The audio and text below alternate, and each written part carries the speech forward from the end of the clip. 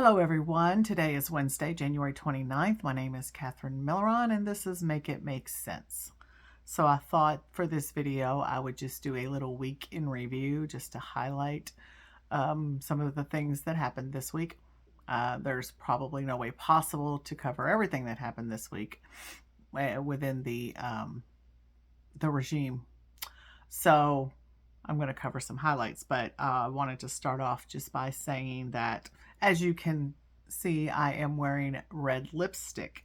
And the reason I'm wearing red lipstick is because throughout history, red lipstick has been used by women um, as a show of strength and power and rebellion. And during the suffragette movement, the women wore the red lipstick as a symbol as they were fighting for our right to vote. So I said, you know what? I love red lipstick, so I will wear mine. I'm going to just start wearing it everywhere I go, whether it matches or not. No, I don't know about that. I'm picky about things matching. I'm also wearing my pride colors and my sparkly green jacket because for anybody who knows me personally, I really like being extra. So, anytime there's a situation where there's a costume required or a theme, oh, I just love to go all out. We went on a cruise in September, and one of my favorite things about it was they had all these theme nights. I was all about the theme nights. We all were. And before we left, we was trying on all kinds of clothes and outfits. They had a 70s theme night, an 80s theme night, and a cowboy theme night. Oh, it was fun. Yeah, and I had to make sure I was ready for every single theme night because I'm all about it. I like being extra. So, anyway, enough about that. So, we'll just briefly go over some of the things that have happened this week. And as I was making notes and going over things, I was finding out more things. And I was like, oh, Lord, some things that happened today. So, anyway, first off, we have natives being questioned by ICE and detained and questioned by ICE. So I did a video on this, but I did hear a story that one person said that ICE approached them and was speaking to them in Spanish. And they were like, I'm a native, I speak English. And, sounds a lot like racial profiling to me. And I posted a video about I don't know who else is familiar with Aaron Parnas, but he's an independent journalist, and he he does little videos on TikTok, and he'll put the stories out as soon as he gets them, and really like him a lot. But he was telling a story about let's see, I did write it down. I want to make sure I get it right. Did I get it right? Let me see where it is. It was a toddler, a mother, and a grandmother. They were at a department store in Milwaukee, and because they were speaking Spanish to each other, ISIS not only, they detained them, they took them to the detention center, and they were Puerto Rican. They said, we're citizens of this. We're citizens, and they were Puerto Rican. So they did end up getting let go, but again, when Donald, and then I talked about, I reposted it on Facebook, and I said, oh, the irony that he goes on and on about all these criminal immigrants that are in our country. We've got to get the criminals out. And then he releases 1,500 criminals on the street. He pardoned all of the J6 insurrectionists and released them to the street. And my hypothesis, and I know I'm right, is that when he says criminal, he's talking about anybody that's not white. So that's what he's referring to when he says criminals. Some people voted that were under the impression that when he did do these deportations, he was only going after the criminals. Well, he considers them all criminals. So there you go. And so, as we all know, yesterday he attempted to put a freeze on all federal funding, and Medicaid's portals all went down, and the healthcare companies and hospitals couldn't access it for payment. They tried to say that Medicaid wasn't included in that, but anyway.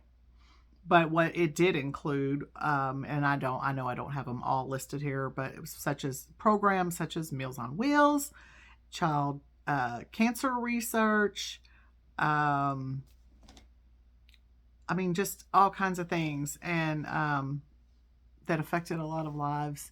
And of course, he reneged on it today, thank God. And he knew that was going to be some long court battles if he tried to, because it's against the law for him to appropriate federal funds. The Congress does that. So I guess he realized, oops, which, I mean, there's a lot of executive orders that he signed that are against the Constitution. So, there's already going to be several court battles going on because of that. He, a representative in Florida, this is something I found out while I was looking everything up just to get my notes.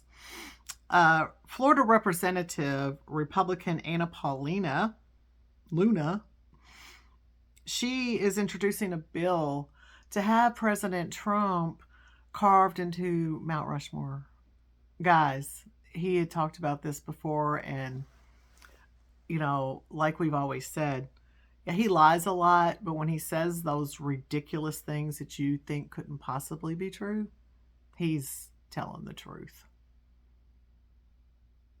I'm just going to leave that right there. Y'all just, it's so fitting with the narcissist that he is. Okay, so, and he's being sued by 22 states and the District of Columbia over the freezing federal funds.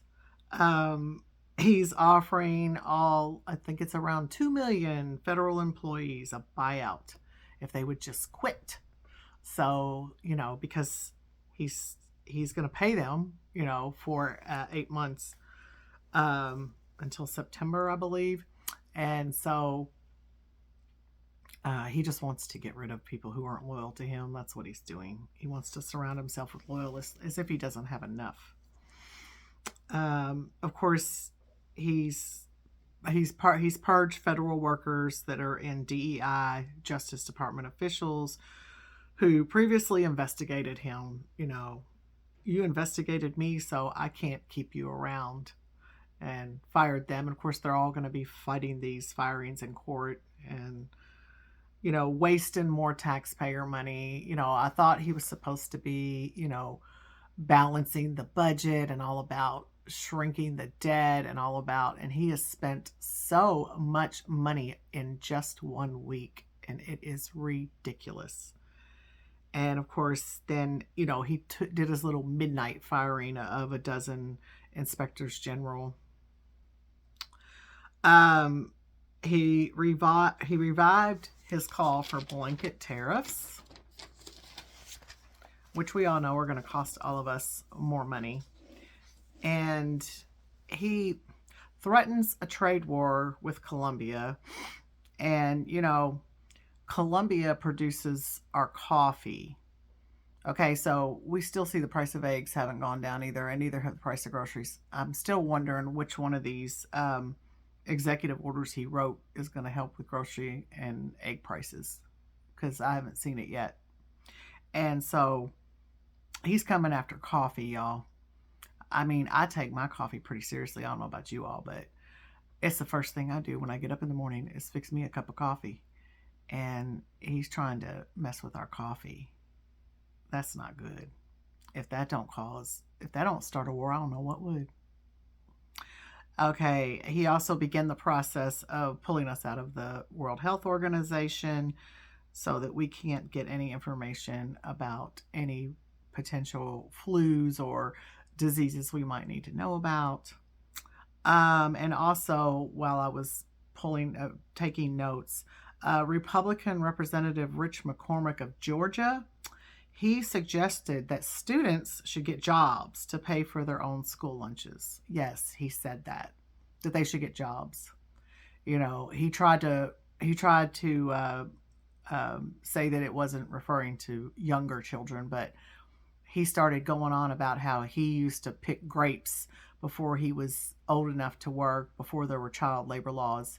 So, yeah, his suggestion, his fix for taking away funding for school lunches is that these students go to work and buy their own lunch. How y'all like that? Don't y'all like that? I mean, especially you people that voted for him. Sounds wonderful, doesn't it?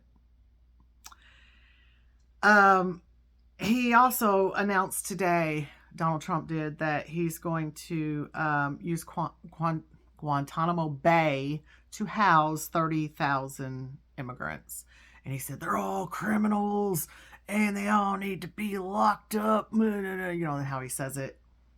I wonder how many of them are truly criminals. That's what I wonder. But yeah, he's taking them to Guantanamo Bay.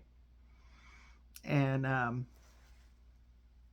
so that's the updates just from this week. And that is not even probably scratching the surface of everything that happened this week.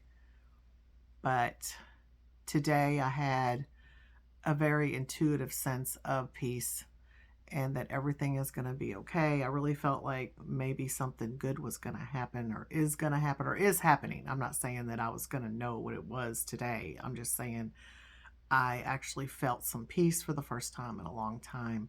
And, my daughter and I, we talk every day. We've been talking every day since all of this has started. I mean, we always have talked on a regular basis, but usually not every day, but we talk every day now because we got to keep each other sane. And it's very important right now to lean on the people that you love and that you're close to. And I also talk to my brother quite frequently, but my daughter and I, we're both trying to do the same kind of work. We're trying to do what we can to get the word out, and we're trying to share anything that we see that we think people need to know, and then also making our own videos, trying to give information and trying to encourage people at this time, because these are dark times we're living in right now, and I just hope to God they don't last.